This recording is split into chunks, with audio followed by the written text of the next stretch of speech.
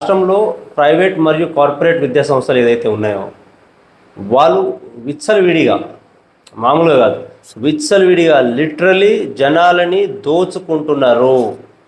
నేను సూటిగా అడుగుతున్నా రాష్ట్ర ప్రభుత్వానికి. యాక్ట్ ప్రాథమిక విద్యా హక్కు చట్టం పూర్తి స్థాయిలో రాష్ట్రంలో అమలు చేసే బాధ్యత రాష్ట్ర ప్రభుత్వం పైన ఉందా లేదా, దానిపైన మీరు సమాధానం చెప్పాలి.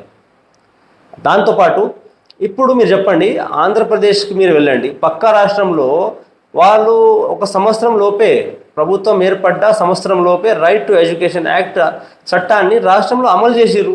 ఇలాంటి మహోన్నతమైన చట్టాలని అమలు చేస్తే పేద మరియు బడుగు బలహీన వర్గాల ప్రజలు ఎవరైతే ఉంటారో వారు దీనివల్ల బెనిఫిట్ పొందుతారని నేను చెప్తున్నాను. దాంతోపాటు మీరు ఇంకోటి తెలుసుకోండి, రైట్ టు ఎడ్యుకేషన్ యాక్ట్ 2009 అనేది ఇప్పుడు కొత్త చట్టమే కాదు.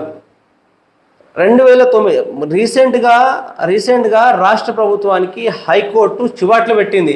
ఏమయ్యా, మీకు రాష్ట్రంలో రైట్ టు ఎడ్యుకేషన్ యాక్ట్ చట్టం అమలు చేయడానికి ఉన్న సమస్య లేనిది, దానిపైన జవాబు చెప్పరు.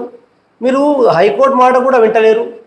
నేను ఒకటే మాట చెప్తున్నా, నేషనల్ బంజారా మిషన్ ఇండియా దీన్ని తీవ్రంగా ఖండిస్తుంది. దీనిపైన నిరంతర పోరాటం చేసి ఖచ్చితంగా రానున్న రోజుల్లో